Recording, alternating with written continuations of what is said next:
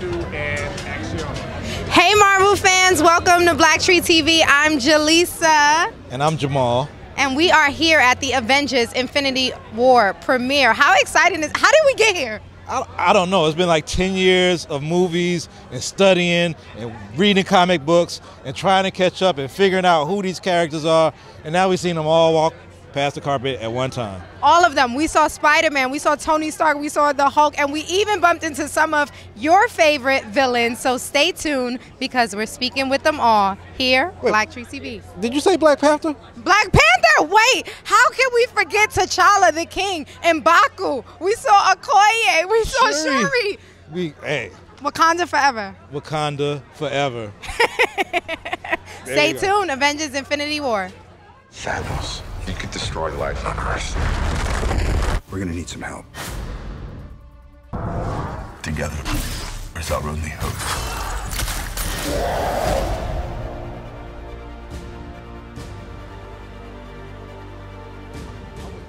How you doing? Good to see you. I'm good. How are you?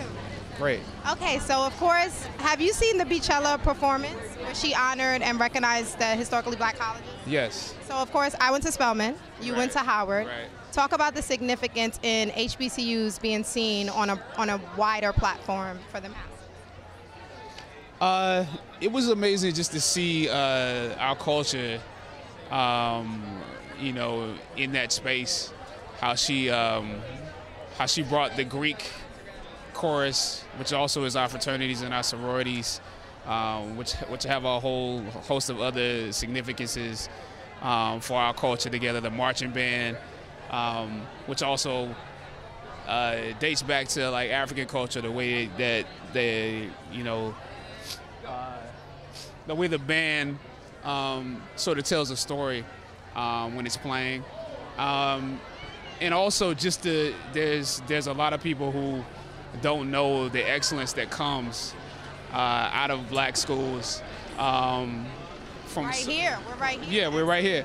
We're right here. We're right here. But a lot of people don't know that excellence and don't know how much it's actually affected American society. That even in the face of segregation, that we found something that we need to stick to.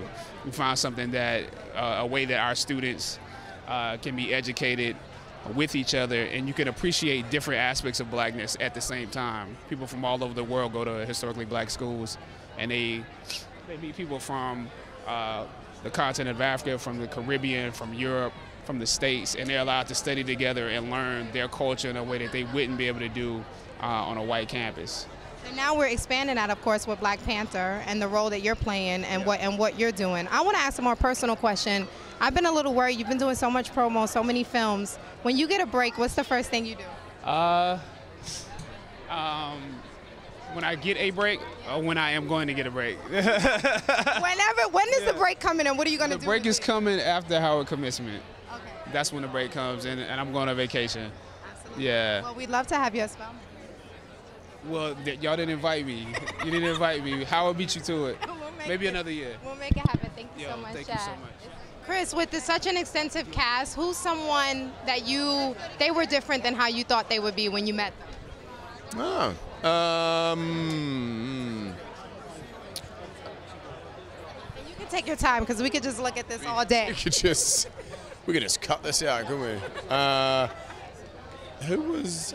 Gosh, I don't know. No, they were pretty fantastic. Well, Brolin. I mean, he's an incredibly kind human being and has a great sense of humor. Thanos, on the other hand, not so much. Mark, so rumor is you were responsible for bringing Thanos on board in the Marvel Universe. Tell us that story. Oh, no.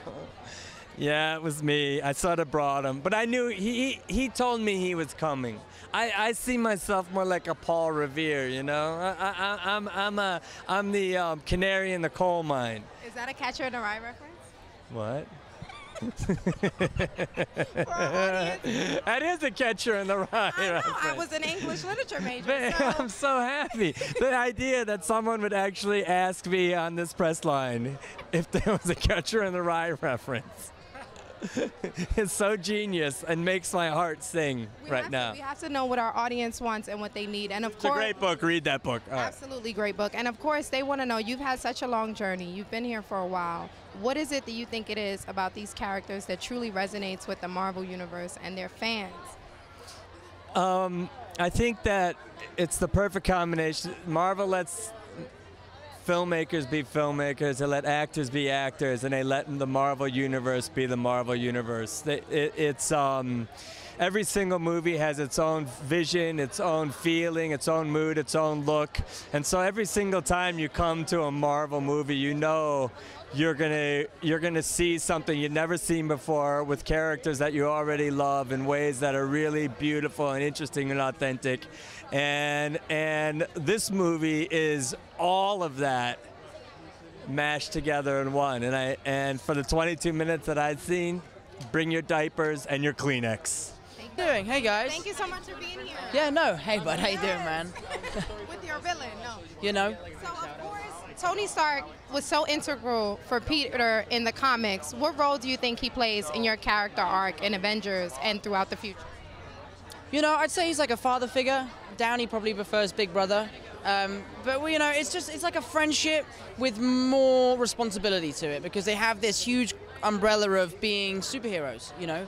And it's a really fun dynamic between the veteran and the new guy, and I'm excited. I haven't seen it, so I'm excited to see how it plays out. We're excited to see it as well, and of course you star among a bunch of other vets. So what do you learn throughout this journey from people like Robert Downey Jr. and so many of them who have been around for 10 years? You know, I mean, they've been around far longer than 10 years, but like, you don't have to ask these guys for advice. You just watch how they work, see how professional they are, see how amazing everyone is from the number one on the call sheet to 100, and you just watch and learn, you know, and I've been doing that for the last 3 years, and I've learned so much from them, and they're all so professional and great. Thank you. Thanks so much. Hi, Josh. Hi, how are you? Hi. Good. Hi. You look amazing. Thank you. So do you. Here, this evening, the men are dressed up. They came to play today. I know. I don't dress up like this, so it's foreign to me. Well, I want to know, Yeah. I heard you recently, when describing Cable, who you play in Deadpool 2, of course, Yeah. you mentioned that he's more fun Yeah. and Thanos is more emotional character to portray. Can you elaborate on that? No, I had as much fun, if not more, playing Thanos during this, only because I was with a lot of people who I know. And then when you're sitting there with a onesie on and dots on your face and the thing and this, and then sometimes you have prosthetics and sometimes you don't, and somebody forgets their line or then it gets fun. Then it's like, you know, Lower East Side black box theater, and that's what it felt like. It felt like we were back doing theater again. You're totally left up to your imagination. So I had a blast doing this. And then Cable that's a whole, I mean, I was like thrown into the middle of these stand-up comics. So there was definitely a learning process there, but I think what we came up with is pretty decent.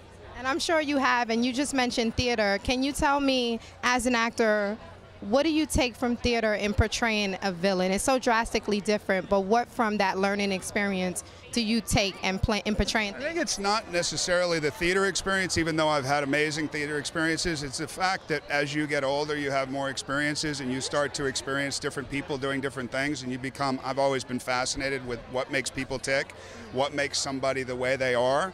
And then you can kind of take a culmination of all those people in your imagination and your memory, and you can put them toward one character.